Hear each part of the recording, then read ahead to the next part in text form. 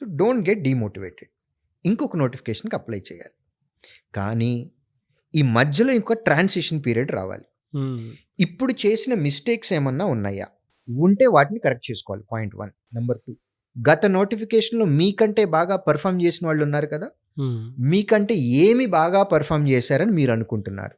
ఒక ఎక్స్పర్ట్ని కలుసు, గైడెన్స్ తీసుకొని, సజెషన్స్ తీసుకొని, మిమ్మల్ని ఇంకా ఇంప్రూవ్ చేసుకోవటానికి మీరు ఏం ఎఫర్ట్ పెట్టాలి.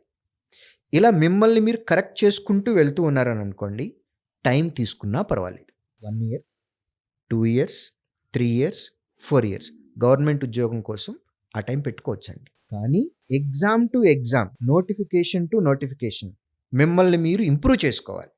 ఒకవేళ ఆ ఇంప్రూవ్మెంట్ మీలో లేకుండా జస్ట్ గుడ్డెద్దు చేలో పడ్డట్టుగా మనం అలా ప్రిపేర్ అవుతూ ఉన్నాం. పొద్దున్నే లేస్తున్నాము, తింటున్నాము, ఆఫీస్కి వచ్చాము, ఇన్స్టిట్యూట్కి వచ్చాము, ప్రిపేర్ అయ్యాము, మార్క్ చేసాము.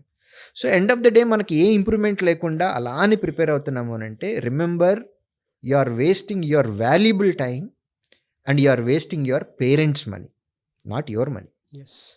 In a way you are harming your entire family by wasting their money. So మిమ్మల్ని మీరు ఇంప్రూవ్ చేసుకుంటూ వెళ్తూ ఉన్నారు అని అంటే టైం తీసుకోవచ్చండి, డెఫినెట్గా ప్రాబ్లం లేదు. ఎందుకంటే ఆపర్చునిటీస్ బ్రహ్మాండంగా ఉన్నాయి. ఇంప్రూవ్మెంట్ ఉంది అని అనుకుంటే ఇవాళ కాకపోయినా నెక్స్ట్ ఇయర్ అయినా కానీ ఉద్యోగం వచ్చే ఛాన్స్ ఉంది.